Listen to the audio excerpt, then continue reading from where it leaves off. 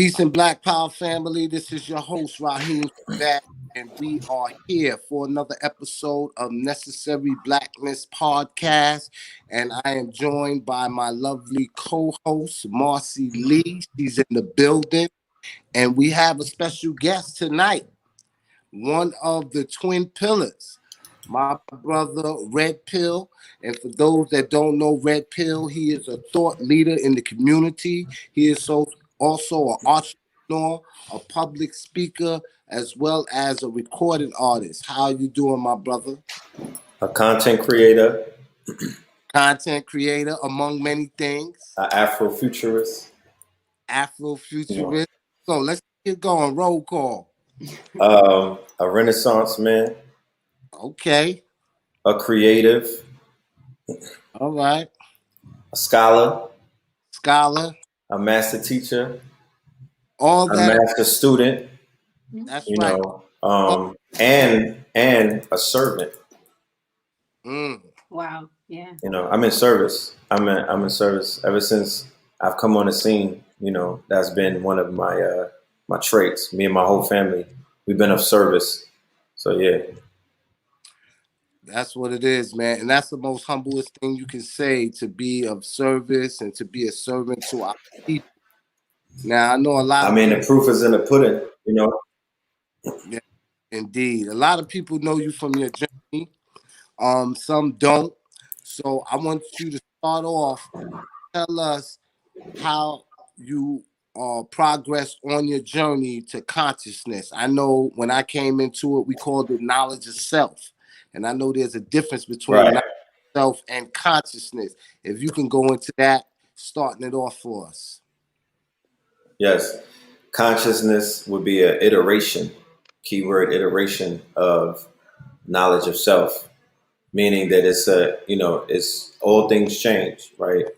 Nothing remains the same. So if all things change, then the lexicon is going to change with it. And also the definition or the description. You can change things by changing the description and the definition of certain things. That's why it's important for the lexicon to always, be ever evolving. Henceforth, what they call ebonics, or what they call mumble, or what they call, slang and things of that nature, that's just the redefinition of certain terms. Utilizing language the way that we did with all languages. We manipulated languages forever. So in hip hop, we just said we dope. Coming out of the dope, the war on really the war on the Black Power movement. The war on Black consciousness was the Opium Wars. What they erroneously called the dope era, and they celebrated. But that was the war on Black consciousness, like the crack war, or the crack era was another assault on the children of the dope, the people of the dope era. Just talk to the elders; they'll let you know what it is. They'll tell you how it got turned upside down, and how dangerous dope was, and heroin, how destructive it was to our infrastructure, and it slowed down the initial pace that our people were going in, right? Starting from 1920s, we were being introduced with a new batch, a new era, and a whole new race of intellects, Black intellects, but not just regular Black intellects who were active, and not just regular active where they bumping their gums. No, they were making things move. They were making things disappear and reappear. How about that?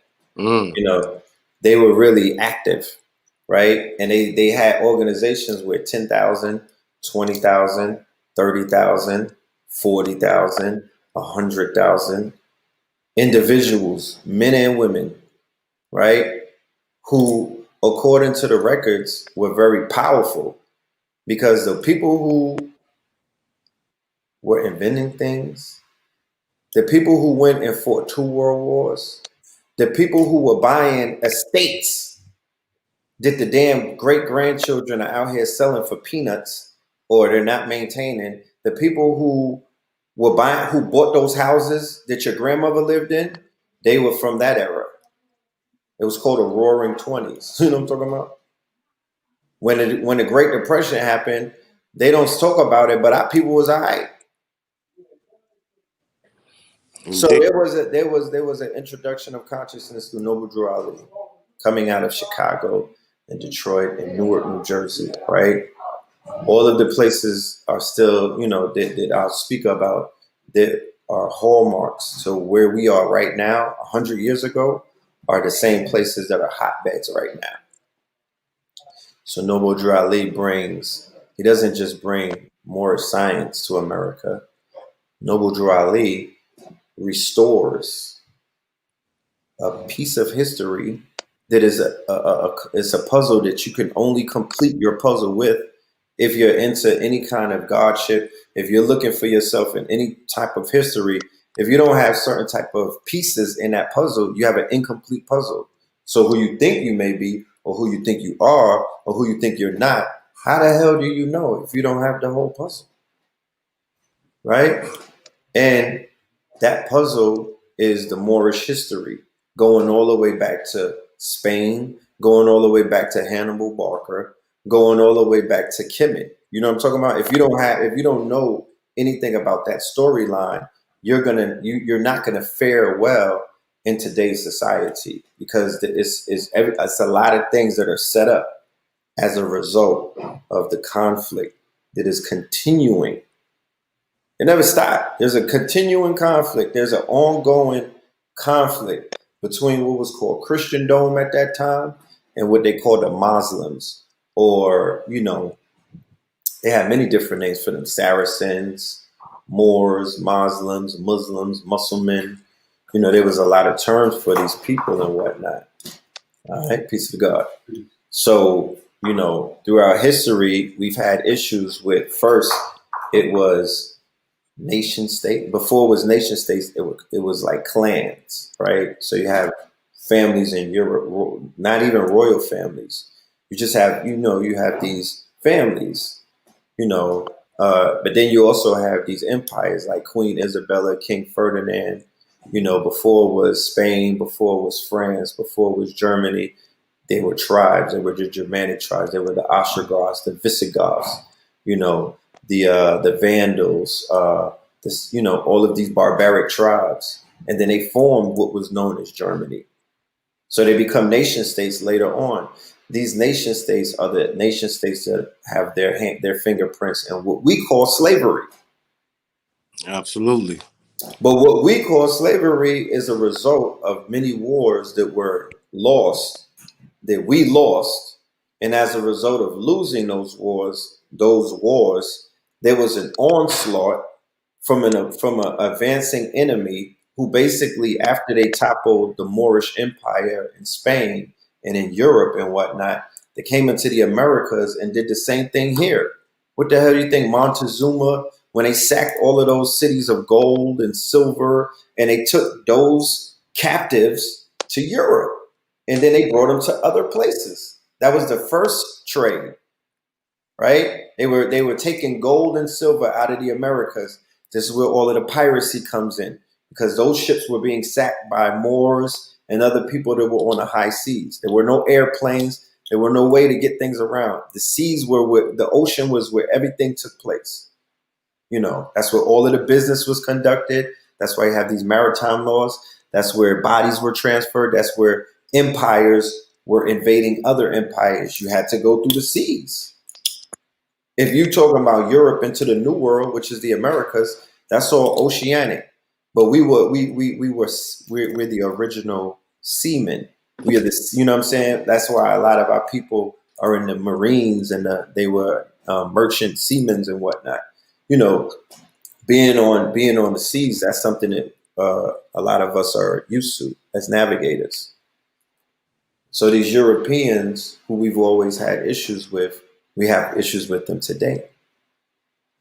Now these Europeans fall underneath the status of white people. They're no longer nation states. They're no longer tribes and whatnot. They fall under white people. People don't even know who they're going up against. They just say white. The same way they just say black, but they don't know within black there's so many different nations of us. There's so many different tribes of us. There's so many different, pedigrees, Yeah. pedigrees of us, huh? There's so many different variations. Variation stocks, it's people ignore that. They raise all of these other animals and they apply those same principles. You have stock in dogs, you got stock in horses, you got thoroughbreds, and then you got mules, Yeah.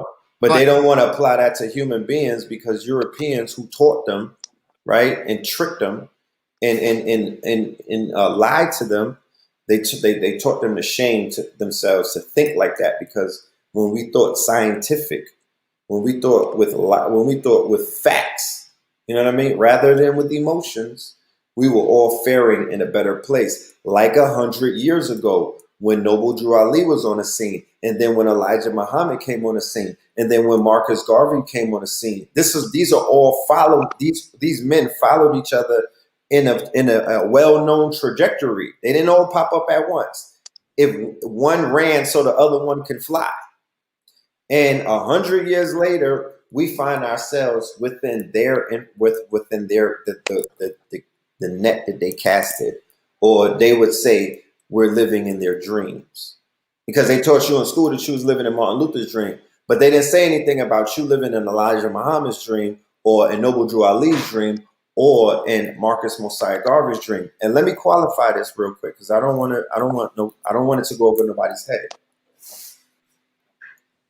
What people call consciousness today is an iteration, right, of what those three men brought about 100 years ago. I call them the trifecta.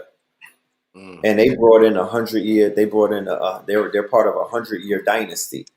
Because if you go to 1920 and go to 2020, and if you really on your study and you do your research and you weigh it out, same thing is happening 100 years later that was happening back then. Absolutely. They called this the Red Summer. That they called that 100 years ago. We had a Red Summer this summer. It started with George Floyd and some other shit. It started with Aubrey when he was jogging. You know what I'm talking about? If you don't think that 1,000 plus black melanated people died at the hands of Europeans this summer, run the numbers up. You know what I'm talking about? Go talk to the people who count, who keep the count. You know what I mean? And see what's the body count. Like like the people that's out there that follow the drill rappers. You know all of their body counts. Why don't you go and find out what's the body count on your side? Because they was out here drilling you. These people was out here drilling y'all. And y'all didn't put too many numbers on their side, but they was out here catching stains on you. So this was a Red Summer. I want you to stop right there, because we're going to get into that Red Summer. We're going to get into it, right?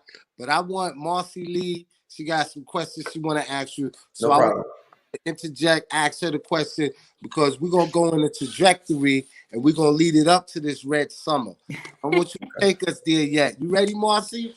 Of course. All right. I always started off when I,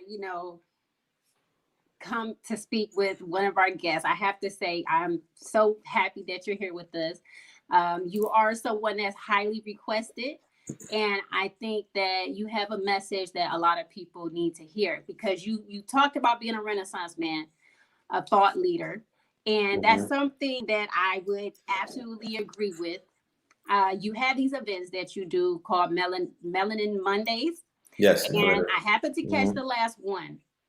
You touched on a lot of topics during that event, but something that stood out to me was something you said regarding the 2020 election. I know we all tired of the 2020 election, but it's not really about that. It's about living in light. You said something along the lines of hug your enemy, like they need a hug, they need love, right? And that really stuck out to me a lot. Can you speak more on what something like that would look like when we've had such a tumultuous relationship with some folks from other communities? How would that look like for our people? Well, we have to put a context of what that statement was used in. You know what I mean? The context that it was said is that for anybody to go to sleep who's being hated on, with hate in their heart, for somebody who's hating on them, then that person has succeeded in affecting the person that they're hating on, right?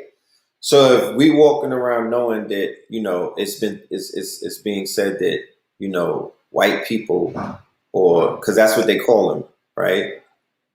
That white people hate us. And then if I go to sleep at night with hate in my heart because somebody it's been told to me that somebody hates me, right? And I'm hating them, but I'm not doing nothing to them. I'm like, oh, I hate you too. And I'm just always filled with vitriol, and I'm angry, and I'm getting wrinkles, you know what I mean? And I have a heavy heart, but I'm being mean to people who don't even look like those people, right? Because chances are I'm not even in spaces with those people every single day of my life. I'm also around my family and my friends and people who look like me. Mm-hmm. So if they're convincing you in the media, if they're convincing you in other places through fear mongering and through victimhood, right? Like through victimhood consciousness and through wokeness, that everybody hates you. You need to hate them. What I would say is, what you should do, you should love yourself. You should love yourself for the fact that somebody would even find it within their day and their time and spend so much energy hating you. There's nothing that you could do to change anybody's mind because there's something that they see in you that they don't have. You're reminding them of something that they don't necessarily possess. Usually that's your melanin. 9 times out of 10, your glow is attached to your melanin. That's something that they don't have. Put $10,000 worth of copper or stones on my neck, and put $10,000 worth of diamonds around one of their necks, and let's see who shines the best. Because our shine comes from within. We have a certain glow to us. We have a certain light to us. We have a certain type of anointment. You know, when they talk about the anointed ones, well, if the real anointed ones are the ones who are always shining. And I don't mean to knock nobody's hustle, but they're not known for shining. You know what I'm talking about? The most important thing in their reality is fake lights. If you're in entertainment, you know that they harp on lights. The most important thing to them is the lights, right? We don't need all that light. Give us a ring light. We'll go, you know what I'm saying? It should be Hollywood ready. You know, we don't need that many lights. We already shining. They try to dim you down and put all kind of shit on top of your light.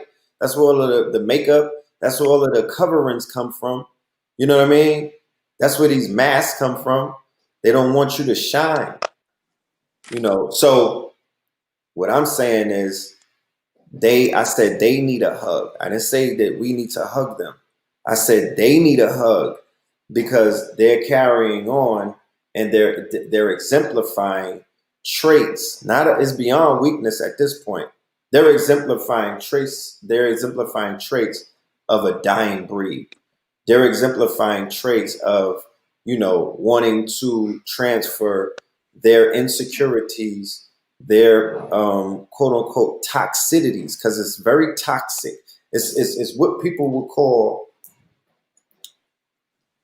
projection, deflection, toxic masculinity. Because remember, if this is a patriarchal society that has reached this level where it's so cancerous and toxic that nobody can take it, right? Well, goddamn it, who the hell are you talking about? You know you're talking about. You know who got this whole thing poisoned. You know who got this whole thing artificial. You know who got this whole thing. You know who got goddamn nature acting a fool because they trying to wash these people up. You know who it is. We don't have to play retardo and to act like people who look like us, who are living in dismal conditions because of their economic, you know, because they're vassals to this quote unquote colonial power or they're vassals to this. It's bigger than colonial because it's the church and the state. It's the crown and the church that's at work. They work in tandem. You know what I'm talking about? Mm-hmm. They work in tandem. Go and research the Inter Caetera Divina. Right? This is extra credit. You know what I'm talking about? I might start giving out crowns and shit. I might start giving out stones when people do homework. We have to make this insensitive base. I'm in a lab cooking up with some black geniuses about tokenizing things, insensitives, because I want to bring a reward system, gamification. All of these things are going to be at play in 21. You know what I mean? Because this is the internet 4.0. This is the web 4.0. We got to step it up, you know. So when you just said tokenism, are you saying within the context of our community, like flipping it, like rewarding those who step away from? Yes, I'm talking about tokenizing. Okay. I'm talking using cryptocurrency lingo and lexicon. Henceforth, like I said earlier, you got to change the language in order to expand the possibilities. So tokenizing the Red Summer album is me taking a physical product, CDs that are obsolete. They don't buy them anymore. It's really boutique-ish. I'm printing them up and I'm printing vinyl and cassettes, but it's still boutique-ish. That's not where the economy, the new economy doesn't speak of that. That's what is called analog. You know what I'm talking about? That is outdated. So the tokenization of your project is where we headed. I'm headed to the blockchain, you know, utilizing crypto and other altcoins and whatnot, and tokenizing many different aspects. I could tokenize each song, you know, because my project is a soundtrack. So it's also going to have a visual component to it. So looking up tokenization, I think that should be something that the audience will find rather, enlightening. And I have a brother that's teaching me. His name is Chicago Crypto Hustler. And if you need me to slide y'all his information, he's part of the network. You know, I don't have a problem doing that because I'm a bridge builder. You know, I'm a bridge builder. I'm a liaison. You know, I'm a plug. So before you build that bridge, right? Let's keep it on the rap. And since we're on the rap, right? Hip hop. I seen you post something about the recent 3 shootings that happened within a span. You have Mo 3, Bootsy, and then you had Benny the Butcher.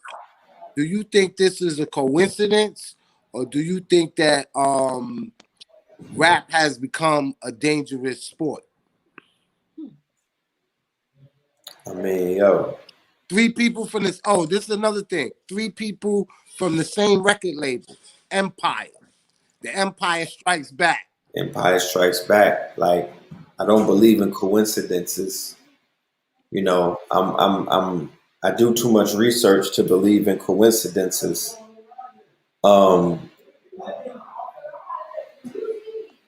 People are like, yo, do you think that they set them up to get shot? I'm like, nah, not at all. You know, but all of these labels, they know what's going on. They know who they're signing. They know what they're signing into. And they're encouraging. And they're also, my whole thing is the insurance policies. The fact that if you sign a gangster rapper, you have to insure that rapper against the quote unquote shareholders in each one of these labels, because the labels are businesses. They have shareholders. So the shareholders are not going to sign little gunshots, $10 million out of their quote unquote annual, out of their budget. And there's no insurance worth $100 million on that at-risk artist. And then there's about 4 other insurances that they're going to take out on him. Because once you sign that clause, the way that they're owning people in the contract, you mean to tell me that there's no insurance? They're not insuring anything? Yeah, right. So what I'm saying is a label like Empire will give certain people a bag. They will, because people are talking about, well, they signing people because they got numbers. No, everybody got numbers. What are you talking about? Everybody got numbers. The men lie, women lie. Numbers do, because in this digital age, you can manipulate numbers. So you could buy numbers. Like, let me take you to a farm and whatnot and show you how it's done.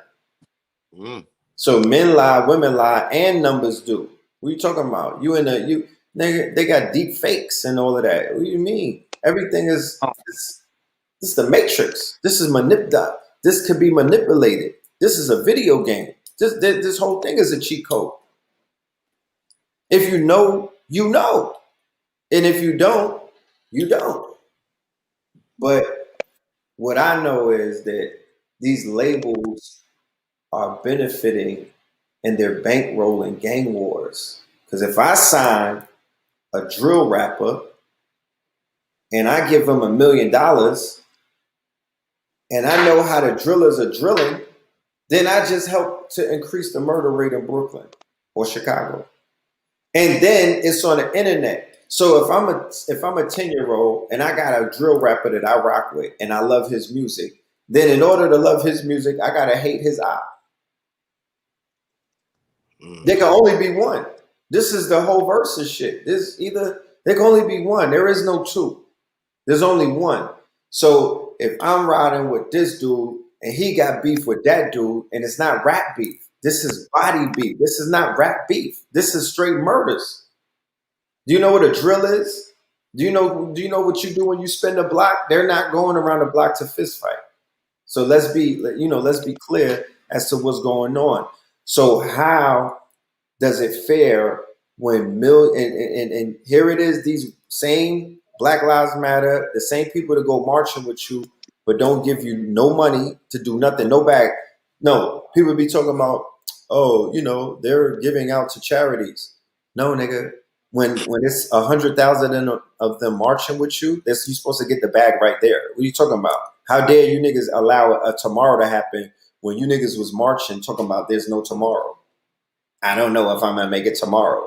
But you get around all of those white folk and you don't tap no pockets. You're not walking away with $1 million at every rally that you go to. You're not bringing $1 million back to the trenches or the slums or wherever it needs some type of help or a budget or a financial windfall. I could name you 1 million places. But if you're gonna go out and march with 100,000 donors and they're not donating a dime, what are you doing? And they keep doing this. They talk about no justice, no peace. Give me $1 million if somebody do some injustices, and I'll show you how you could get peace. And I can't go any further than that. Give me $1 million. I'll show you how we could clean and get you all of the justice that you want. But what the labels are doing, because remember, keep going. These labels are ran by who? The same people who we were talking about this summer, and we saw clearly through the summer leading up to right now how these people flex their muscle in the media, how these people flex their muscle at the record labels, how they flex their muscle at the movie studios, how they flex their muscles all over in press, because they're the small hats who have occupied a land, and people say they're not from that land, if you know who I'm talking about. And they control a lot of things, to the fact where we used to think that it was the quote unquote, because remember what they call the white supremacists, when you really look at the scheme of things, they might be the patsies. It might be a whole nother group that's running things, and they're using them as the fall guy. The same way that they use the Italian mob as the fall guy when they were really the ones doing the dirt and getting super busy. But you don't see movies on the quote unquote Jewish mafia. Why is that? Where's the highlights on them?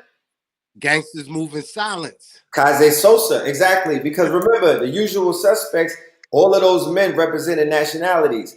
Kaiser Sose, verbal, represented the Yahudi.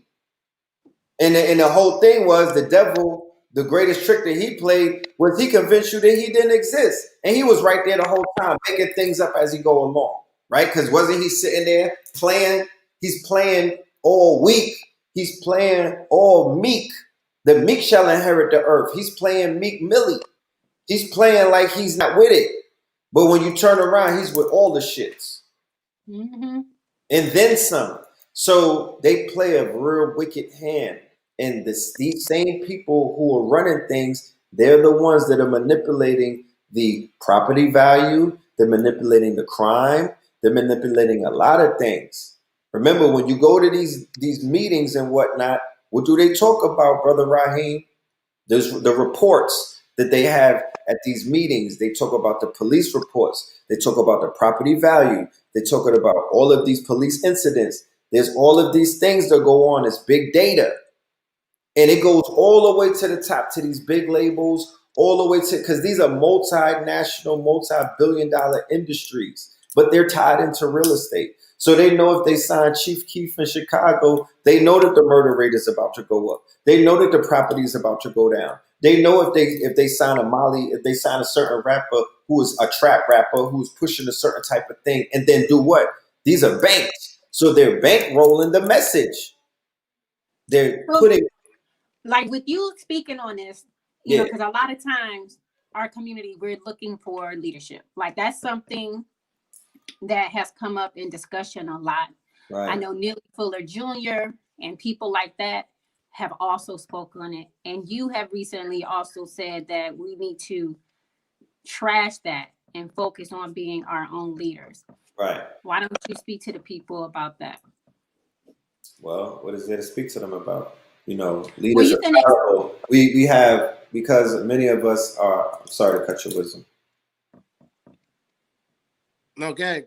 Yeah, because many of us have been conditioned to be Christians, you know, and we have the savior mentality because we've been, you know, somewhat given the Jesus Christ narrative, right? Or it's a program. You know, somebody's coming to save you. Somebody's there to help you. Somebody is going to fight your battles for you. Somebody's magically going to appear and stop the trauma, or they're going to stop you from dying. Somebody's going to, feed you. And then that leads into this type of mentality where people are, you know, comfortable being vassals or being a beggar nation or being a welfare state, that's what they call it, right? Or just being subservient when they don't come from that. You know what I mean? It don't look good on them because that's not what all of them come from. Remember, there's different tribes amongst us. There's different. They threw us all in a can like sardines and cut our heads and our legs off and said, because, you know, sardines are different fish, but they just cut the heads and the legs off and they throw it in a can and they call it sardine. There's no fish on the planet named a sardine, you know, and that's how they bunched us all in and just painted us black. And then the European nations who were at 3 world wars with each other, they bunched themselves in and painted themselves white because that's a new term. That's a social construct. It's not even real. So we live in these fake realities. We live in these fake boxes. And then the biggest box is that you're not responsible for your own salvation.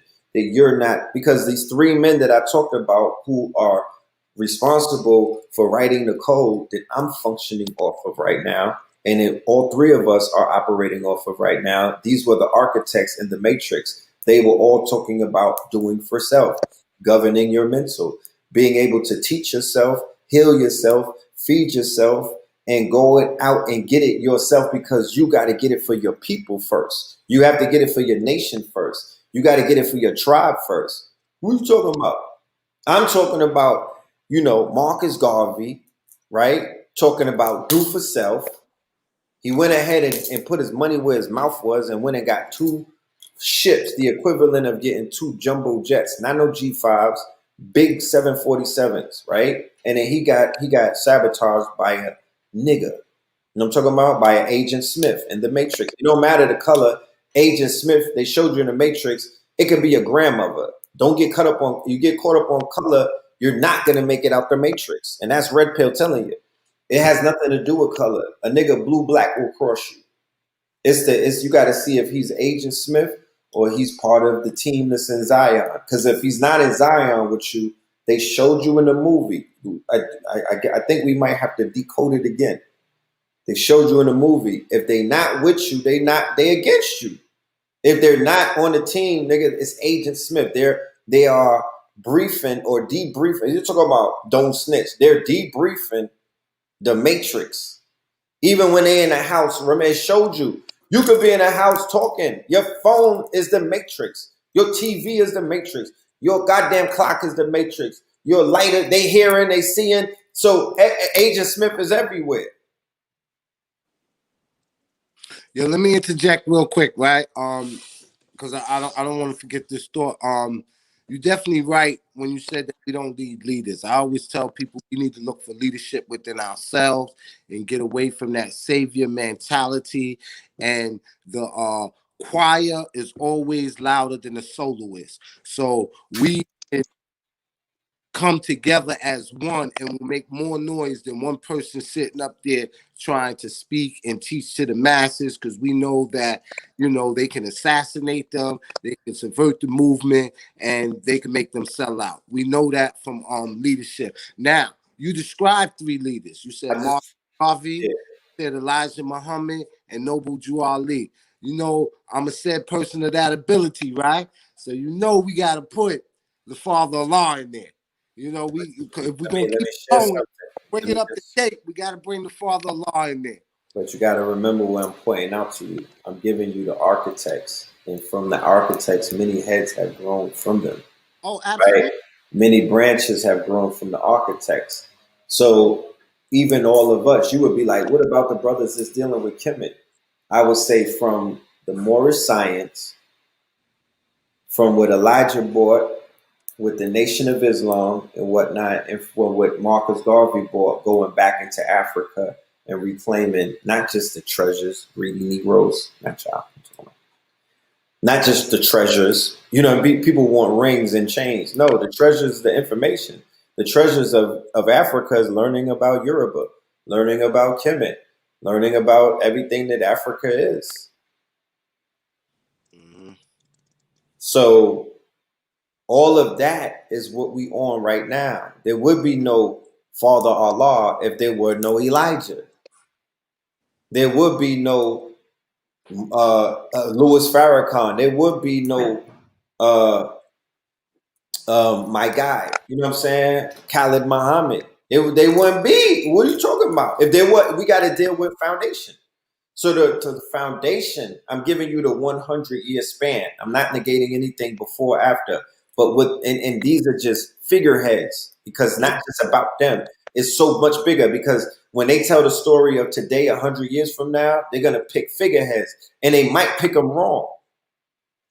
So it's important that we get this shit right now, and we document it, and we put it out there, and we clean this thing up. Because if we were all to just die right now, if they Thanos snapped us, or if we were all, if something would have happened, and they would have to look back and be like, yo, who was getting busy, and who was him, and who was the leader? Nigga, they might have Al Sharpton as the leader. Oh, no. I'm just saying. Understand how crazy it is right now. Yeah. They'll give Obama as the leader. We have to document today, because tomorrow is not promised. They're going to play with the future. They're going to play around with the story. So I'm saying that the Trinity, the foundation of and even with the Israelites, the Hebrew Israel, or the Black Zionists, because that was lit before any of these things. That was really popping in the late 1800s. They were calling themselves Black Zionists, going back to Zion. In the Matrix, they're in Zion. The Black Zionist movement, the Canaanites. It was a real movement, and it was very strong. And then it grew, and then we started getting into the school of knowledge of Moorish science. Remember, it was hidden. If you were telling a Black man in the 1900s who was very much astute in occult science, they read their books. Go and read the patents of all of the Black people who were the inventors in the late 1800s. Go and read Frederick Douglass's and them journals. What the fuck what are you talking about? They were well learned. Okay, they were well learned. They were inventing things that we have not yet gotten past these days. We haven't toppled them. We haven't surpassed them with our inventions. We haven't improved upon what they brought to the table in terms of we're still using their inventions. What are you talking about? And we don't even own none of them. We're not even people that's melanated, they're not even upgrading that shit.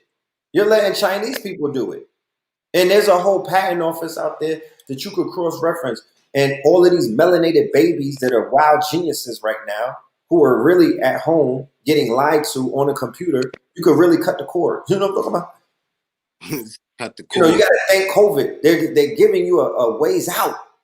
You could cut the cord and put on a real computer, giving these children some real goddamn information and upgrading their learning by many grades. They're piecemealing geniuses right now, giving them this baby food, and they're way smarter than that. Let these children improve upon all of these black inventors, and let's have a next renaissance. You know, we need 3D printers in the crib.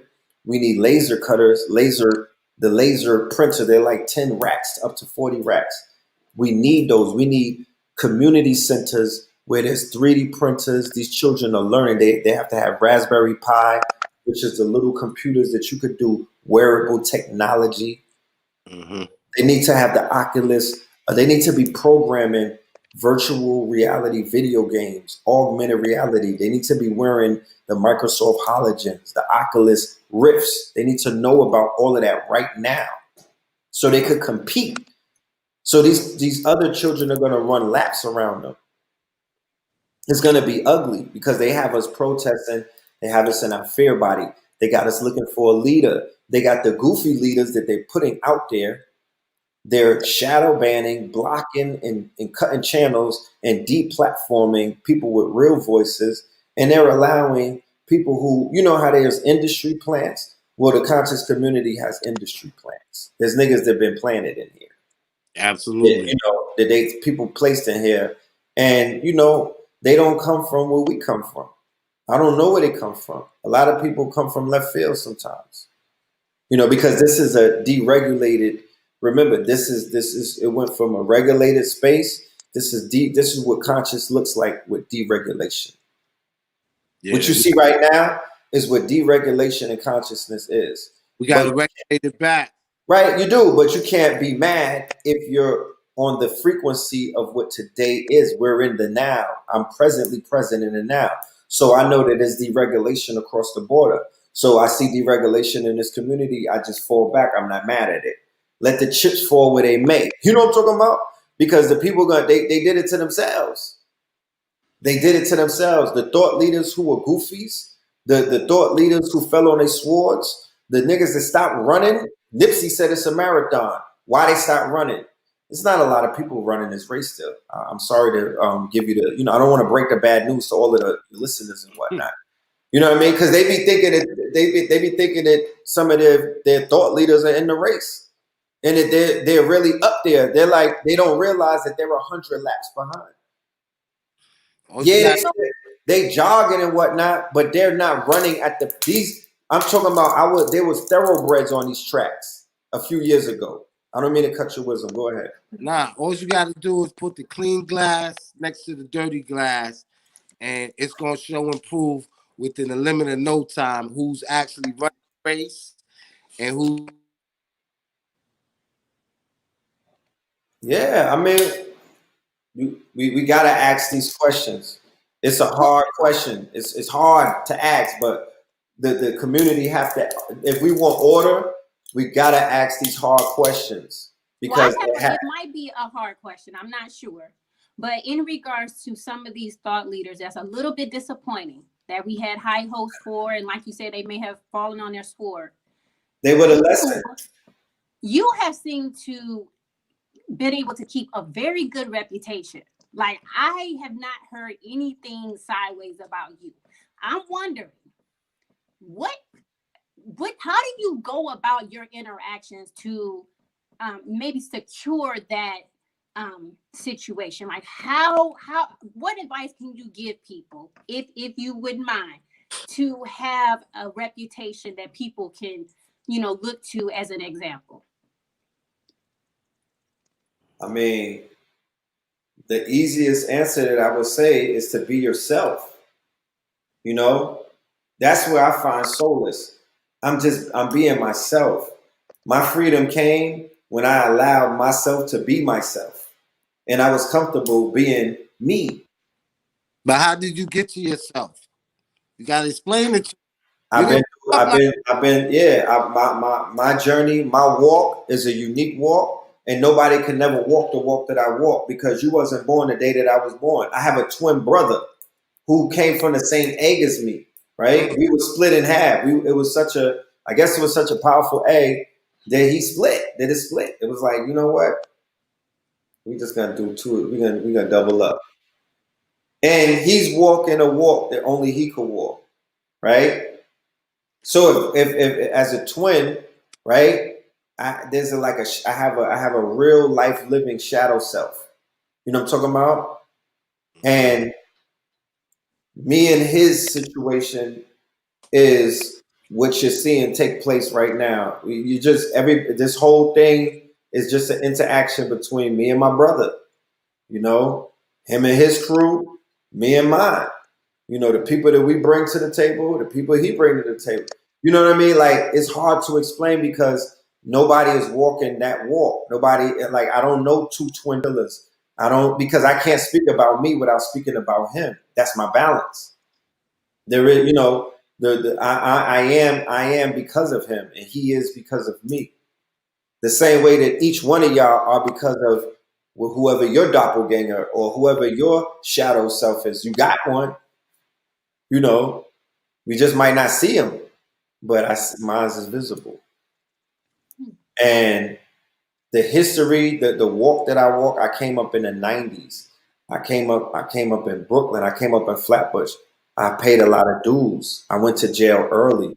You feel me? I went through a lot of pain going through that. I hurt my parents. I let Dr. Sabi down. You know what I mean? Like we were trouble. We were at risk youth. My brother did a bid coming out of college. Got caught up in some, you know, he got jammed up in a Commonwealth state, and you know he beat him on a real. They hammered him for lying about his name. Gave him 5 years. So we was doing all of that in the midst of, you know, being seen as, yo, these children are gonna go far, like, because we were prodigies. Me and A.A. Rashid was in a gifted program. We were in a gifted school called Satellite West. It's only for gifted children. You know what I mean? So, you know, the history, growing up with AA was a terror. When I talk about Ching Bing, that was his name back in the days. Ching Bing was a terror in the high school era. He used to come up to my high school and terrorize the shit after school on the D train. In the B train, he was, you know, we was doing Brooklyn shit. now. I lost a lot of my day ones. I buried a lot of my day. I could go on and do like a 5-day marathon telling you the stories about losing childhood friends in what they call the mean streets, but it wasn't that mean. You know what I mean? Like, I really miss the 90s. You know what I'm saying? As crazy as it was, like, that was an era that created me. All right, now I'm real fond of saying that you can't exercise power and strength without taking care of your physical body, right? So I Right. want to talk to you about health. You know, you mentioned Dr. Sabi, and I know that you and your brother, y'all got this real healthy regimen. So when we deal with the consciousness of the mind, we also got to strengthen the body. Tell us about your interaction with Dr. Sebi, some of the things that are still practiced today in order to lead a healthy lifestyle. Well, one of the, you know, most important things that I practice, that it was taught to me by Dr. Sabi, you know, is first and foremost maintaining a healthy mind. You know, it starts in the mind first, because he showed me, and what he spoke of on many occasions, because he would repeat himself, is that what you think, you can heal yourself. The human body heals itself. It's not necessarily the herbs. It's the body that's going to do it. You're going to convince yourself that are going to be good. You're going to be healthy.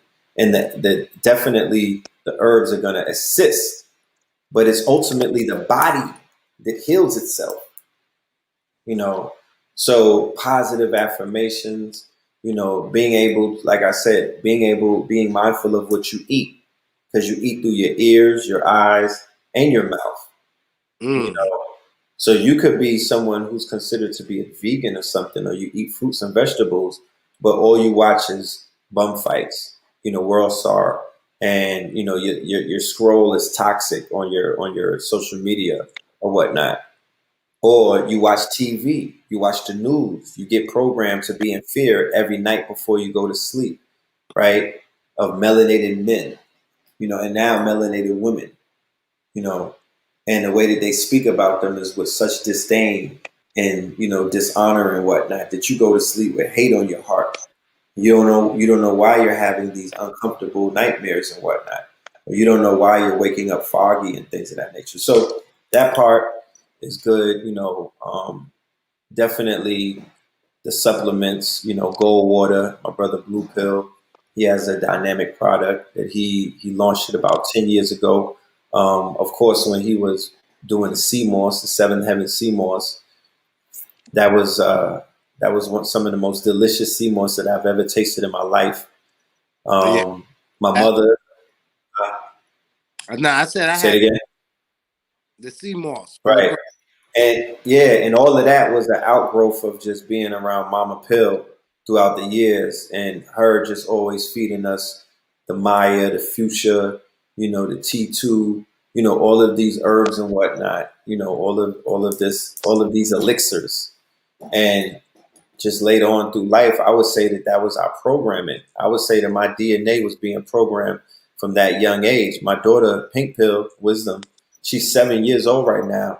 And like at this age where she's at, that's the age that I was at when I was exposed to Dr. Sebi, and I was getting that enlightenment, and I was, taking the herbs and whatnot. And this was before vegan food was gourmet.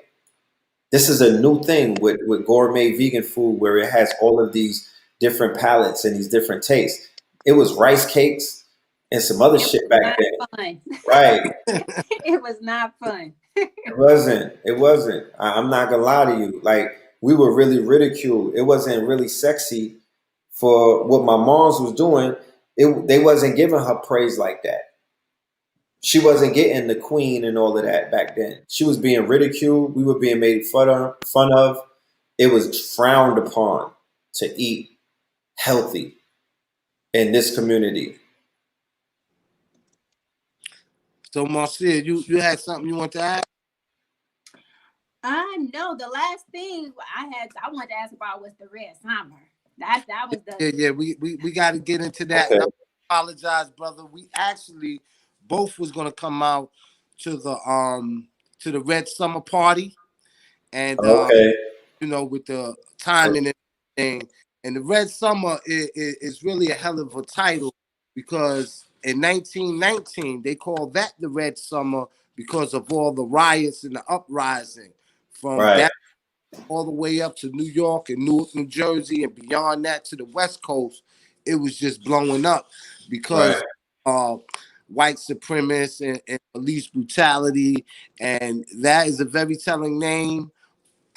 I want you to tell people about this album and where they can get it from, and what was it like going into making it.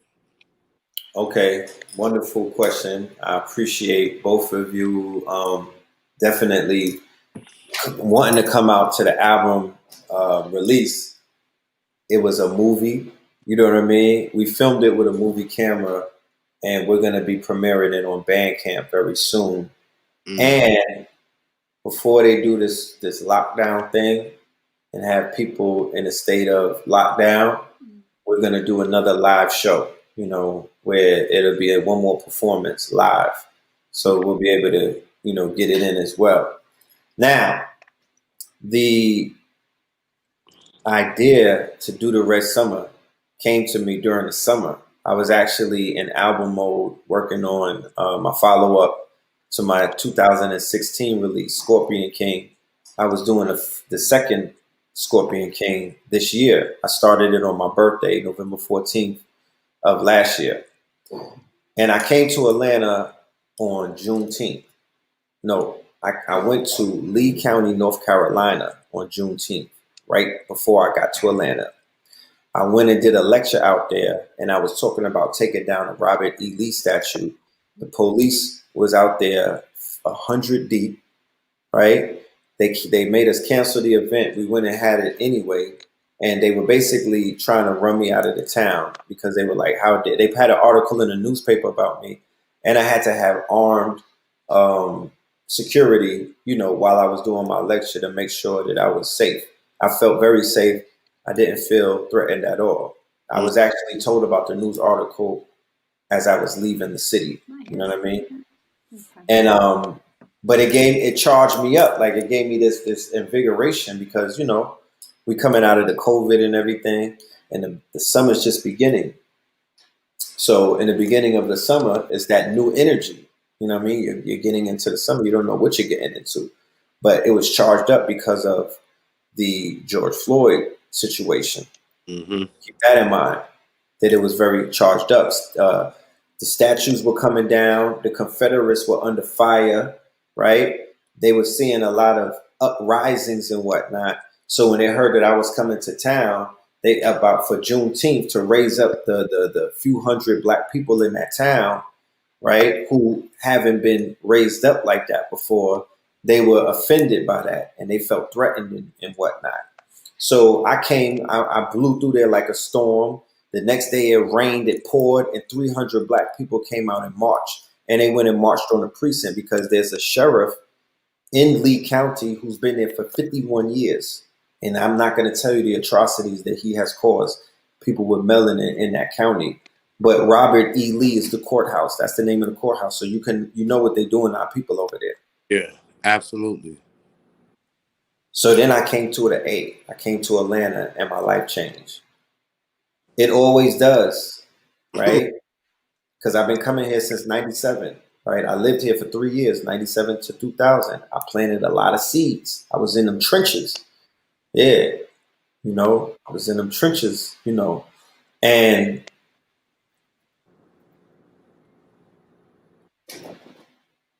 what, pardon me, I just got a text. What happened to me this time is that I met up with my brother. Matter of fact, the first night that we came out here, we went to the same place where King Von got killed. The Monaco, the hookah bar, that whole strip. Yeah. That shit was wild as F that night. Matter of fact, no. Was that the night? I think the first day I got there in the daytime, we seen Little Baby. Because they were doing this big thing. They was doing this big thing in this open field, and Little Baby had performed, and we met Little Baby. We met a few people backstage. They brought us backstage. Are you talking about at Centennial Park? At Centennial, yeah, and it was lit too. It was lit because we was walking through there, and mad people was running up to us. Yo, Red, yo, 19 Keys is like a star out here. You know what I'm talking about? They got him on. He on celebrity status, so. They was running down on Keys, then they was running down on me and Blue, then they was running up to Billionaire, and then they brought us backstage. We seen a few of the celebrities, and then that night we was at that hookah bar, and something was eerie. It was an eerie feeling and whatnot. And then when they was busting off the fireworks, but then they was busting in the air and everything. But we in Atlanta, you could do shit like that. Mm-hmm. So I wound up going to Miami with my brother and Bashir and Keys. We just hopped on a plane a few days later, went to Miami to kind of like charge up and get ready for the summer. And I had like an awakening, what I'm talking about? Because one of the reasons why I was following the spirit is because, sometimes you need to charge up, but sometimes you need to go to the beach and heal. You know, I'm very drawn to nature when it comes to healing. I can't heal in the city. You know, I can't heal in the house. You know, I gotta go into the woods, the forest, the rainforest. I gotta go somewhere and connect like you connect to Wi-Fi to nature. Mm-hmm. I gotta connect like that. So my modality of connecting is plant-based medicines, psilocybin and whatnot. So, you know, I went through that and things just started opening up. And life is about experiences. So experiences just started happening. And, you know, I just began to tap into my powers. And I came back to Atlanta to host a lecture that my brother did called, and him and A.A. Rashid did called Dark Matter Timing. Mm-hmm. Yeah, and in Dark Matter Timing, I was the host for that event. And I came out here, I was staying in Buckhead, and Billionaire, my dude Billionaire, he got a dope luxury condo. It got all the amenities, you know what I mean? Spa, you know what I'm saying? Media room. It's just lit, right? And it makes you feel like, yo, this is how we supposed to be living anywhere that we at. Mm-hmm. How dare, you know what I'm saying? Not to make anybody feel like they're not supposed to be living minimalized or living like, you know, because I love a old time country spot. I could be on a rocking chair on the porch. It's old wood. You know what I mean? Like I'm still into shit like that. I'm not about everything got to be modernized and everything. But as people who are standing on their estate, I know the land that my people are from. I know that I'm standing on my own land. I know that I'm standing on my estate. I know that all of the gemstones that are in the mountains, and I know the gold that was in Georgia mountains. I know that red clay. I know all of this shit is my people's. That's You know right. what I mean? I definitely know. So I don't think minimalize. I stand in any tower, any castle that this city has built. I'm like, I got a key to that door. There's no doors that I can't walk through. There's no houses that I can't live in.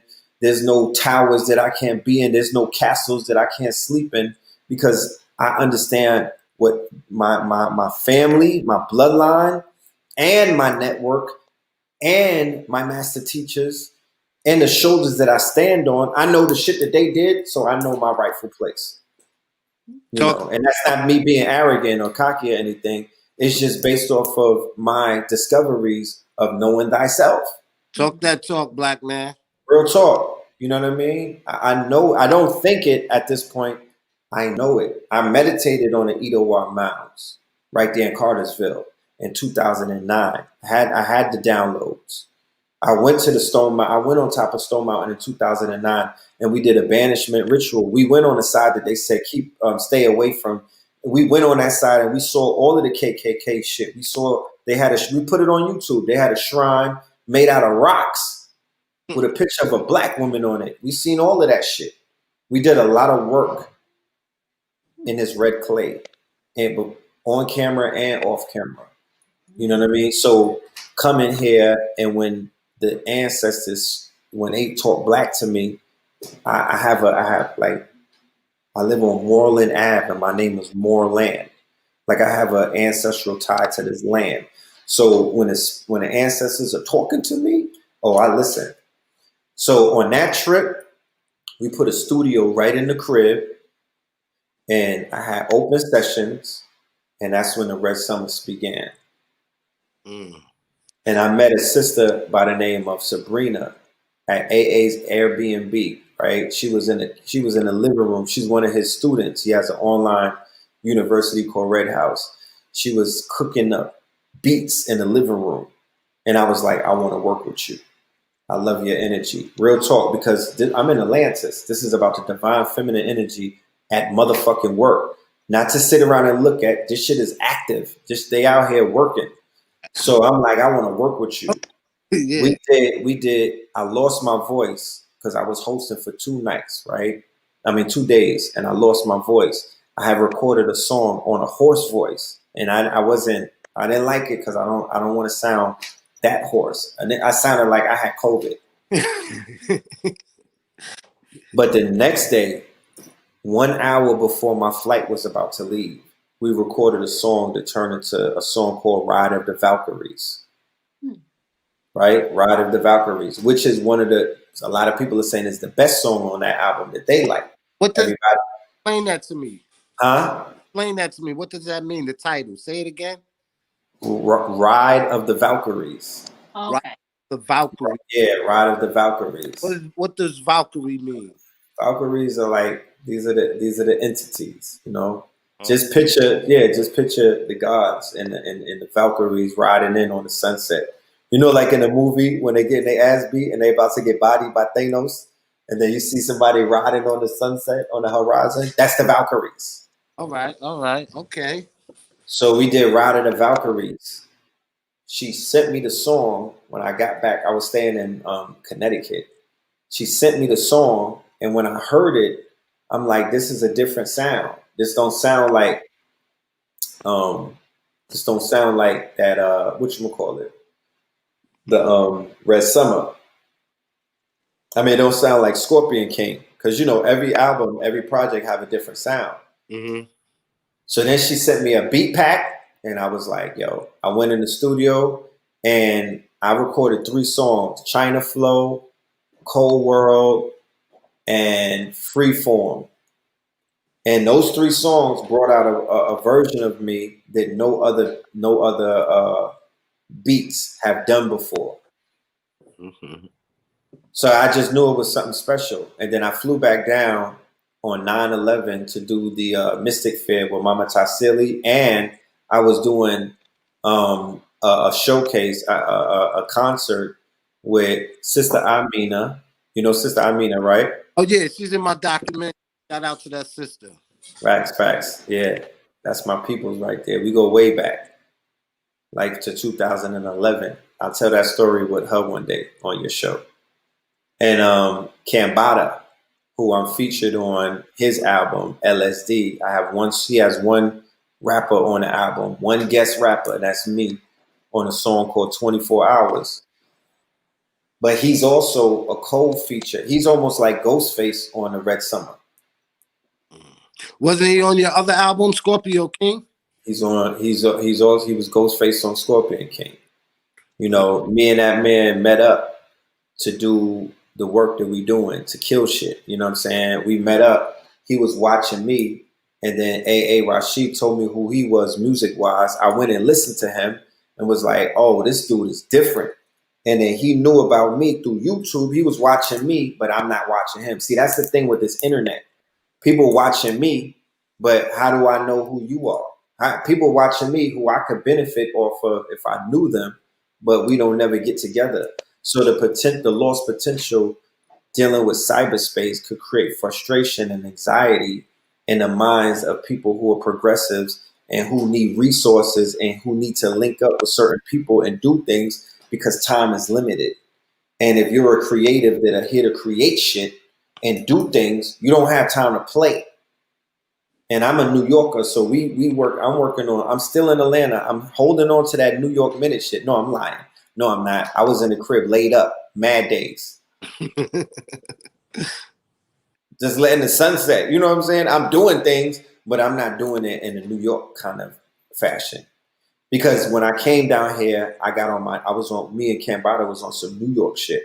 So we knocked out like 10 songs in 2 days. I met for the first time professionally Lizzie Jeff. Okay, yeah, that's a sister from Cali, right? Whew. That's more than a sister from Cali. Like, yeah, that's the goddess. She is the future and the now. I met America Sutton at a drumming circle. She is one of the most dynamic artists that I've ever met in my life. You know, we all were witnessing this in real time, me and Kambada. It was a talent pool. It was almost like being in an Olympic pool of talent. We had sessions. We had an Airbnb. So every night, I'm talking about, I don't mean to cut your wisdom.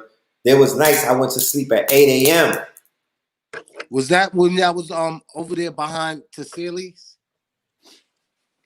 Yeah, that was part of it. Yeah, that was the Mystic Fair. Yeah, that was the Mystic Fair. And the next day, I seen it on Instagram, and I was like, you know what? Man. I know they're gonna be here the next day. I came the next day, but I only stayed for an hour. So this is the power, and this is black magic, right? Instead of being spooky, this is how black magic works. You can't recreate moments. No. You understand? You have to be. That's where leadership comes in. That's why I say we gotta be our own leaders. We have to write our own story. We have to direct our own movies. I'm sorry. I don't mean to put it in people's laps like that. We have to be inspired by each other. I'm utilizing inspiration as a driving force. I'm utilizing when I watch a documentary, I'm getting inspired. You know what I mean? I'm going to build with you. This is called digital convergence, what we're doing right now. I have a brand, you have a brand. I got a platform, you got a platform. I don't say, oh no, I can't talk to that brother. How dare you know what I mean? Hell to the no. I'm a midget. I grow taller with every alliance. Absolutely. That's how you become a giant. Because of the shoulders that I'm standing on, I'm responsible to so many great ones. I let them down before in life. I have anxiety about shit like that because I'm the red pill. So I'm the red spectrum of the light. My brother's the blue pill. You know what I mean? So look at it in a chakra sense. Look at it in a light sense. We represent two completely different energies. And that's what my music reflects. My music is red pillar energy. It's red chakra, red pill energy. I'm not trying to be like nobody else. And I'm not lying about I'm not a teenager. I'm not a child. And I'm giving people, the perspective of a 40-plus-year-old man who is in a position of his life that many people could never have dreamed of. But I'm still a creative and I still got to make music for my, there's still a part of me that needs to express itself because I used to be a professional artist with the pen. Well, I still am for that matter, but the way that I pick up my artistry is now not just through the pen to create a picture. I'm creating pictures with words. My father's an English professor, so he wanted me to go to Parsons.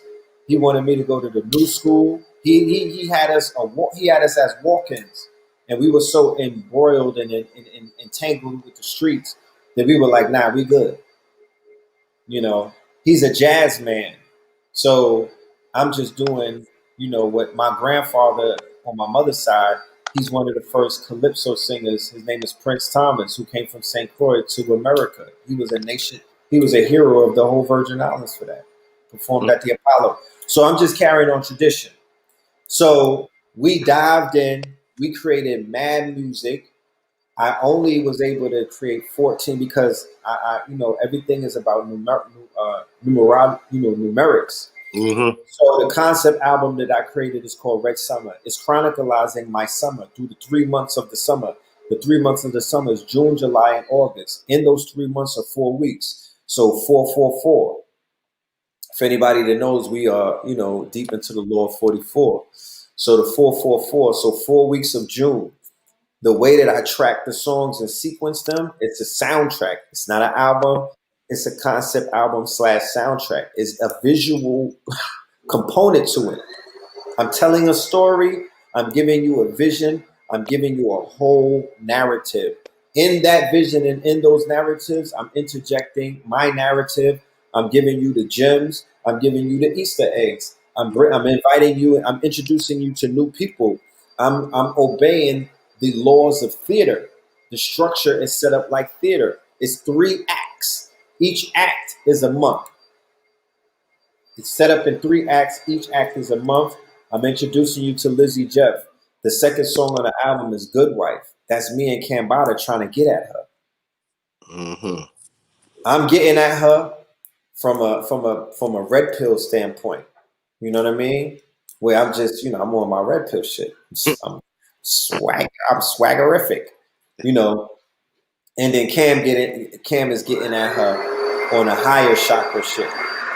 You know what I mean? He's hotepping her. Right? He hotepping her.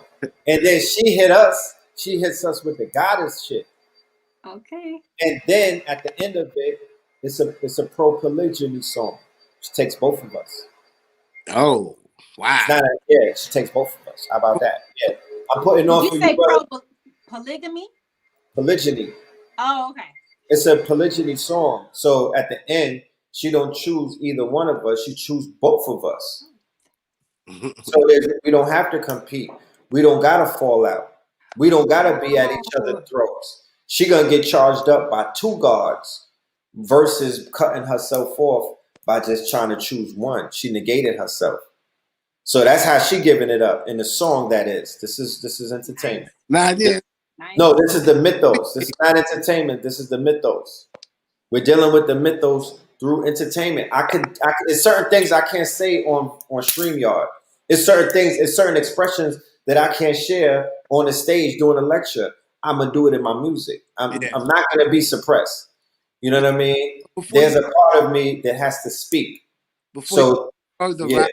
You know what they say when the earth get caught between two suns, right? Nah, but I know you figuratively speaking. Of course. No, the idea is dope. I mean, we gotta, my whole thing is, I'm talk about shooting that video, man. I'm stretching the consciousness into, I don't want to do my story. My story is a dope story, but I'm in the realm. I'm a performance artist. I'm an Afrofuturist. I'm gonna bend the spoon. I'm the red pill. I'm gonna do through film and through music what I've done through YouTube, through blogs, through posts. You know what I mean? Like, it's still that nothing ever changes. So the further that we get, that's the further that the mythos will get. That's how I'm seeing it. And my team is strong. On the creative side, I'm surrounded by some geniuses, some polyglots, blurs. We got a lot of people. But I'm very excited about this project because I promise you, this one is the one. The other ones are the one too. That's another thing. We're gonna be doing live concerts through Bandcamp. Yo, so how can people we gotta wrap it up in a little bit, right? Oh, yeah. Before we leave, right?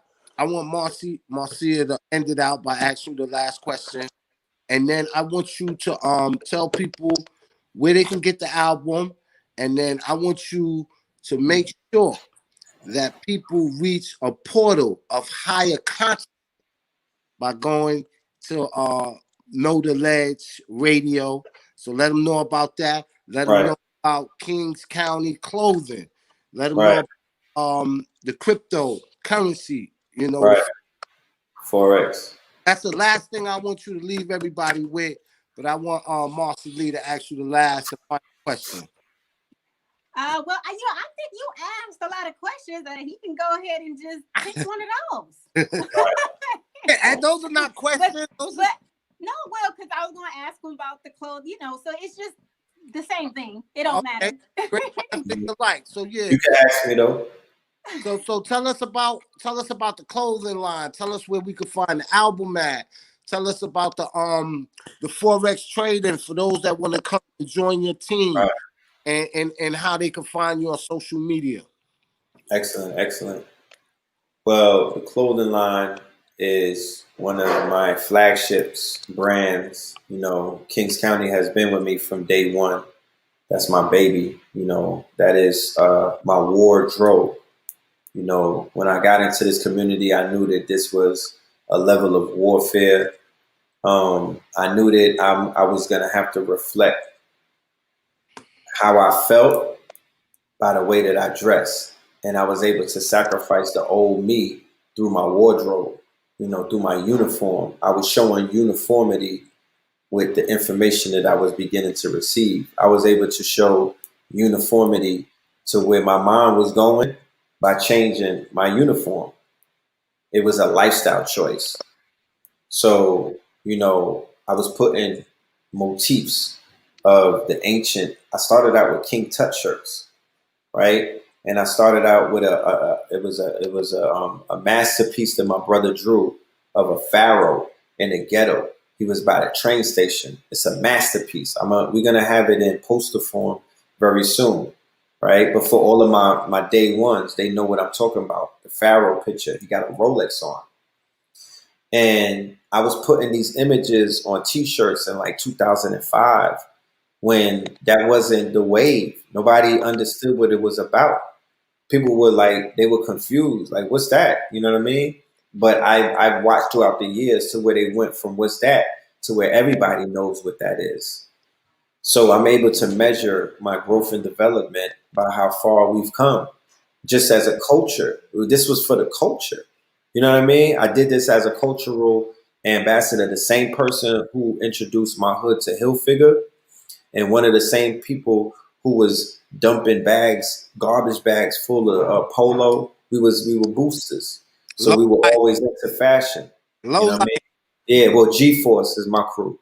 G-Force, okay. We was like they had low life ops. Not all of them, but some of them. They had a few of them. I know about them. But the low lifes, they definitely paved the way and did their thing. Steam Team, G-Force, Ralphie's Kids, it's a bunch of them. They need their own movies, you know what I mean? Because they need, that's a coming of age. If people want to understand Brooklyn, you got to understand the boosters. Yeah. You know what I mean? Their contribution to fashion, because fashion is what the club, that's what Bad Boy is built off of. That's what Biggie is built off of. That's what Jay's whole run is built off of. You know what I mean? It is other luxurious things, but it all started with the clothes. You know what I mean? And as a Brooklyn dude, that's our thing. You know what I mean? Like when I came to Atlanta in 1997, it was instead of drugs, it was the clothes. I'm not a drug dealer. I sell clothes to the drug dealers. You know what I'm talking about? I understood what fiends were. I understood what being addicted to something was, because I had drug dealers fiending for Iceberg, fiending for Moschino, fiending for DKNY, Versace. We brought all of that fashion with us to the A. We was in 112. We was in Otto's. We was in Gentleman's Club. You know what I mean? We was in original 112. We were in old school Atlanta. Vision. It was not. Yeah, we was in Visions. We before Vision, Velvet, before Velvet. So I'm early Atlanta, and we were planting seeds because we were carrying out the edicts of Jay-Z and Biggie, Money Cash Holes. You got to remember, the artists, they hot, but they're not the ones. You got to remember, it's not the artists that create the mythos. It's the niggas that the artists are rapping about. It's their city. It's the people who take their message into other cities and represent for those artists. Jay-Z's Allure comes about through Bed-Stuy, Crowns Height, and Flatbush, and some Brownsville niggas, and what they've done in Atlanta, what they've done. I'm not gonna mention people's names. What they've done in California. It's because of the street lore, the undergirdings that only people in the streets know about. That's what gives these people their credibility. It's not them per se. So we speak to, when people see me on channels like this, or when they see me chopping it up with Lord Jamal, they understand, like, oh, that's one of us. They made it. They made it through. That's the red and the blue now. That's Twin. I was in a skating ring with them. So if they see me, then they could see them somewhere, because that's how we gotta lead. That's how we gotta lead by example. We gotta put on, and we gotta be mindful that we putting on for more than just ourselves. Putting on for the culture. Putting on for the culture. I can't. Yeah. So with the clothes, many different clotheslines popped off, and just seeing it made me. I don't need nobody's accolades for nothing. I know my work. I know what I've done. I know the seeds that I planted. I know the sacrifice that it took to stand out there in Harlem with my back to the street for 15 years. I talk a lot of shit. You know what I'm talking about? I'm the red pill. I talk big boy shit, big God energy. And I was fearless. I stood with my back to the street, because where I'm on 125th Street, it's cars flying down the block like this. I used to have the first few years, the police was harassing us. They tried to kill my brother. They put him in the Eric Garner chokehold. He took 10 in the morning. His video is on YouTube. We was in front of Mark 125th. Facts, right in front of Mark. That's why my brand is called the Mark 125th. I have an online mall that I'm launching in 21 called the Mart 125th. And it's going to sell everybody's merchandise the same way that the Mart did. Wingy. Wingy. Yeah. Nike is not just in Nike Town, it's everywhere. So I'm selling everybody's shit on the biggest online black owned mall called Mart 125th. I'm opening up import export with Africa. I already know we sat in the UK Parliament last year. We put it on film. We sat in the UK Parliament and we brokered deals with the Queen of the Congo, Queen Diambi. She's also the ordained queen in New Orleans and in Brazil. And she's bringing us, and she's opening up all of these markets for trade, because they told us when we were having a meeting that the biggest thing that we need to get into is import export. So I'm not bringing Chinese knockoffs. I'm bringing real things to the mall. I know hundreds of small businesses, and I just call them entrepreneurs. I know hundreds of entrepreneurs. And we're going to have a mentorship program to bring in more new entrepreneurs. I just did a 4-week course with Billionaire PA where we're giving the 4 pillars of business. You know what I'm talking about? It was for 4 weeks. We taught them about, we had 4, each week we had a special guest. We gave them a CPA. We brought them an entity lawyer. We brought them an accountant. And we brought them 2 people who could clean up business credit and personal credit. All of them professionals, all of them melanated. You know what I'm talking about? All of them part of our networks. So this thing is shout out to Knowledge Born Allah in the building. I belong to a huge network. There's 7 days in a week.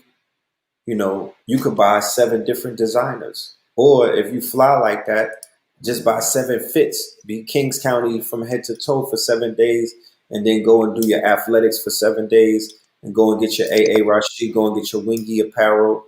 You know, this is about, there's 365 days in a year. People want to talk about designer this, designer that. This is the future. You know what I mean? In 100 years, this is going to be a collector's. This is going to be worth more than what it is right now. I'll be saving clothes. I put a lot of the stuff that I made now in storage because I don't even want to sell it, because I know that it's going to be worth something down the line, more than what it's worth now. So yeah, we cooking. We setting up manufacturing in Atlanta.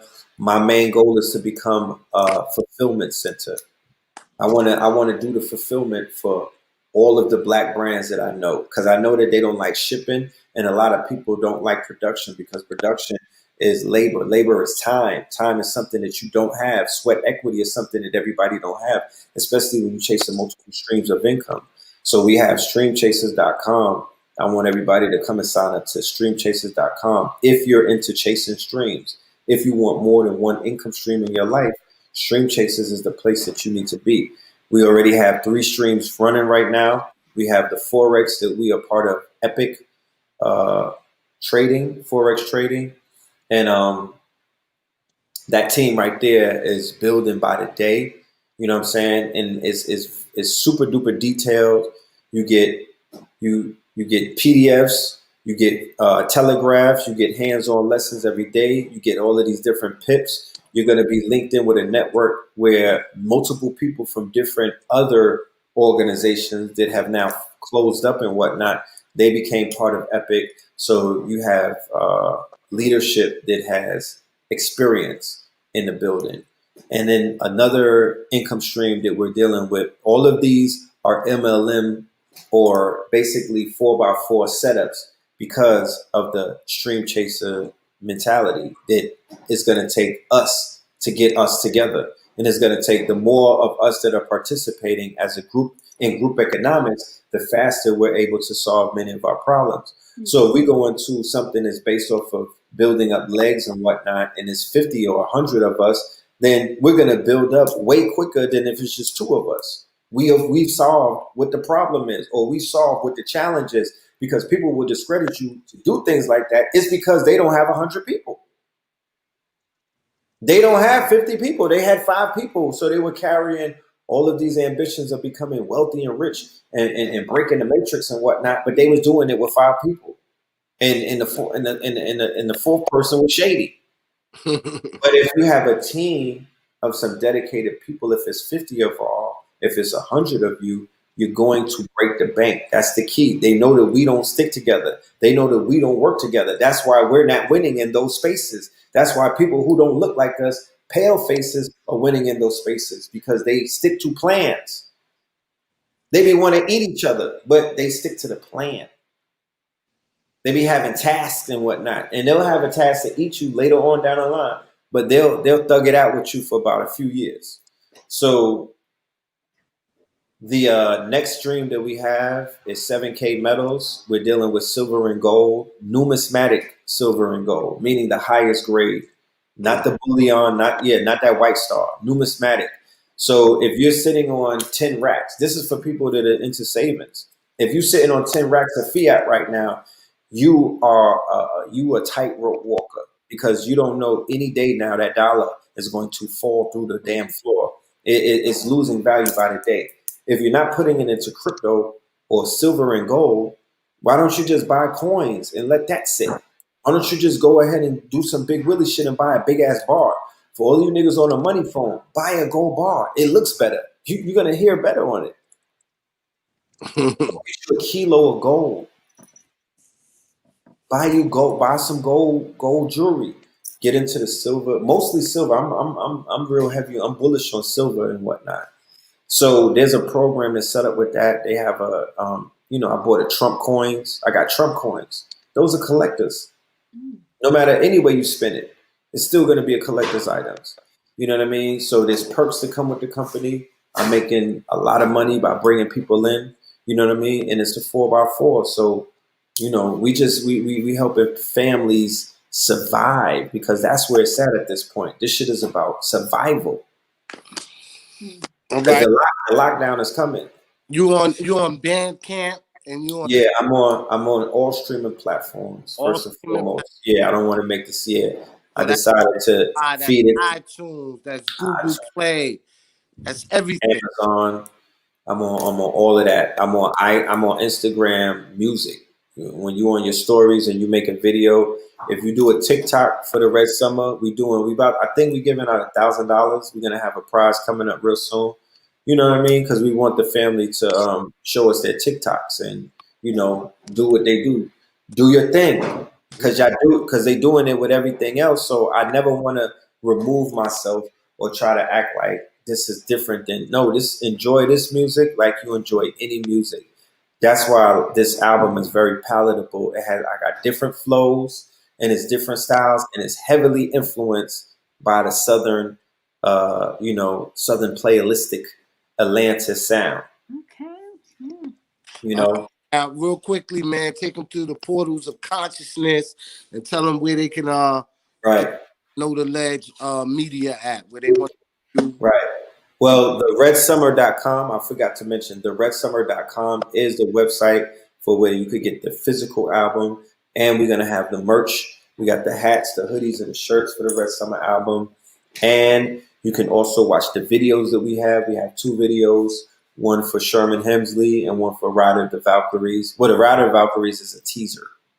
And then it's also the Instagram feed on there. So you can get familiar with Red Pill on the gram and whatnot. But theredpillar.com, that's the website. Go and visit it. And go to Know the Ledge Radio on Blog Talk Radio. Know the Ledge Radio is on Blog Talk Radio. And it's also on Apple. You can find it on Apple Podcasts. And I think I went through Anchor, so it's in a few places. Yeah. Just put Know the Ledge Radio wherever podcasts are at. And I have some selected episodes. We did 6 shows with Dr. Sabi. We did 30 shows with Dr. Phil Valentine. We got Umar Johnson, early Umar. We got vintage Umar. Real talk. We got early Umar. 2010, 2012. Yeah, early my guy. Yeah. We got everybody. Okay. And the information is timeless. Go and check out Who's the Prophet. Go and listen to these prophets. There's a lot of them. Bro. On YouTube too. Know the Ledge. They got clips of Know the Ledge Radio on YouTube. Yeah. We got the app coming back though. The app is gonna have all of the shows. It's gonna be set up. We're working on our own streaming platform. We have Netflix for the media, for the movies and whatnot, and we coming with KTO, No to Ledge Radio, and that's gonna be like a Spotify because there's too many dope artists around me. The people need to hear them, and I'm not giving it up to Tidal or Spotify or Apple Music to curate the fucking movement. I'm not letting them do that. That's not their task. They don't know what they're listening. They could never get it right. Only us can get it right. Absolutely. So 21 is about ownership, bossing up, bringing our resources together, loving on each other, being our own bosses, our own leaders, holding each other accountable, implementing the three-tier system, the value system, the penalty system, and the quote-unquote respect system. No, the reward system. So when you do right, when you do good for your people, you get rewarded. When you do right, when you do good for your people, you get valued, right? And when you mess up and when you do wrong to your people, you are going to be penalized. They're gonna get at you. There's no way you could go on this planet and you're gonna be all right. So we're gonna implement. That's right. We're gonna put a system together, and we're also gonna introduce the black tax and the black vote. The black tax. The black tax. You could, if we implemented a black tax in Atlanta, just on the bars, just on the strip clubs, just on the gambling spots, just everywhere where people are not being taxed, where our people are at, right? Just on the hookah bars, just on the black restaurants. If we had a black tax to create a black budget that we can allocate every single month to do what? To buy back neighborhoods, to rebuild these factories, to put machinery, right? To get this shit, all these rust towns need to have factories up and running. Look at what Amazon did. Yeah. They did that with factories. No, I'm just saying Amazon became Amazon. They are a fulfillment center. They're not making anything. They're just a holding fulfillment center that ships goods. They did that. Raping me, man. For my DVD, boy, Amazon, they take like 40%. Look at yeah. So you do a high number of volume on there, you're gonna see some money, but it's but we gotta fix the model. The model is not advantageous to us. They are making trillions of dollars off of shit that we supposed to be making trillions of dollars off of. It's our fucking content. We know what our worth. We created a whole movement off of talking about white people, bro. Like, why do we need them? We don't. I'm just saying, look at the irony of it all. There's a whole cottage industry. I'm talking about it's worth millions upon millions, if not billions. Yeah. Add up the receipts. And I say I definitely feel you on that when you talk about the reward system, the penalty. Justice is a penalty of reward. So whichever side of history you're gonna be on, it's either you're gonna be on the right side of history or the wrong side. So we definitely got to get back to that. I love the idea of the black tax and the black code, man. We got to have some type of code. So listen, we've been going out 40 minutes, man. Definitely. Wrap this up, man. This is right. Bass, Marcy Lee, and my brother, Red. So real quick before we go, man, y'all can't see these comments, but I'm gonna read a few to y'all. Dave Duke 69 said, "What's up? Yeah, the lexicon, Shizik. I guess that's what he was saying. We got Shaman Rock. He said, peace to the God and goddess. Right. Peace. We got Darren Dallas. He said, I somewhat agree. It's not what people think of you or words they call you. It's what you respond to and how you respond. That's what's important. Then he said, he went and left another comment. He said, the hand that rocks the cradle always rules the world. And then someone else said, until we as black people learn to unify and quit killing each other, nothing's going to change. We have to have discipline within ourselves. Okay. We as black people today have no unity. Listen, we're coming with the we as black people. Listen, black people got unity. The people you around ain't got unity. And everybody is not going to be able to come together. And we can be uniform. And we don't have to be uniform in our belief, but we got to be unified in our struggle. You was positive for a little minute. I don't want to hear that negative shit. All right, then we got I ain't gonna butcher your name, but I'm just gonna say, he said, be one to the foundation, black family. Then we got the God, knowledge born of law. Peace to the God. He said, peace to the God, Raheem Shabazz, Empress Marcy Lee, and what he say? DJ Red Pillar, excellent. The Jedi, like the Oh, Jedi. the Jedi. Oh, you can see it? Yeah, I can see it. Oh, okay. I didn't think you could see it. The Jedi. Okay. You got too many attributes for me, man. Now that's a comedic term when you are like a Jedi Knight. You have your back. The Jed pillar is the pillar that has the straight backbone. So when you stand up for yourself, when you stand tall, you are a Jedi Knight. Oh, okay. Yeah. I didn't know that. I thought it was just two pillars, red pillar and blue pillar. I didn't know they had the Jedi pillar. You didn't tell me about that one, man. Come on, man. Oh no. That's another podcast, another episode, man. Yeah, I would love to talk about the Jed pillar in one of your shows. You know, keep in mind I got my brother Blue Pill, you know, and also my younger brother KT the Arts Degree. Indeed. Yeah. So if you and Mama Pill as well, we bringing her back out on the media junket very soon. Yeah. So, you know, we'll be on it too. Still been here twice. He been in my crib. He been here twice. That's right. All right. So I'm just following. To get you, man. It took me a whole year. Right. So I'm here now. I'm honored to be here, man. I appreciate y'all. Y'all were very welcoming. I love the questions. It was a great stream. I look forward to doing the follow-ups and whatnot in the future. Absolutely, man. We're gonna come out for, you know, your release. Oh yeah, please do. Matter of fact, maybe I could do a review on the album. I'm looking for some of that. Absolutely. And I'm gonna try to make one of those Melanin Monday. I've been there one time. I'm gonna try to do one more before they lock it down. Well, why don't you be one of my special guests? Oh, we could have you up there. Yeah, I want to have you. I want to make you one of my special guests, so you could be the keynote speaker. Do your one too, because you know the people need to need to see your light. There's some people who might not know who you are. Oh, absolutely. So let's set that up. All right, we do that. You know, me and you and your brother, we shared the stage before at the shrine. Right. Lit. Yeah. So do it again. Does anybody have that footage? Huh? Does anybody got that footage? I might have a little bit of it, but there's a brother that matter of fact, he said to me, he's on Instagram. I hit him up for you. If I had a time machine, I would go back and get all my footage because that's the shit that I be missing.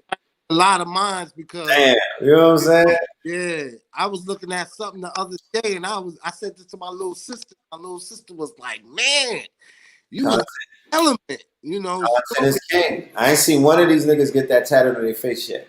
What? Content is king. Oh, content is king. Content is king. That's the most prevalent shit. Your content, bro. Absolutely. Well, peace and black power. I'm out of here. Black power, y'all. All right, man. Peace. One for the history books. Another one. All right.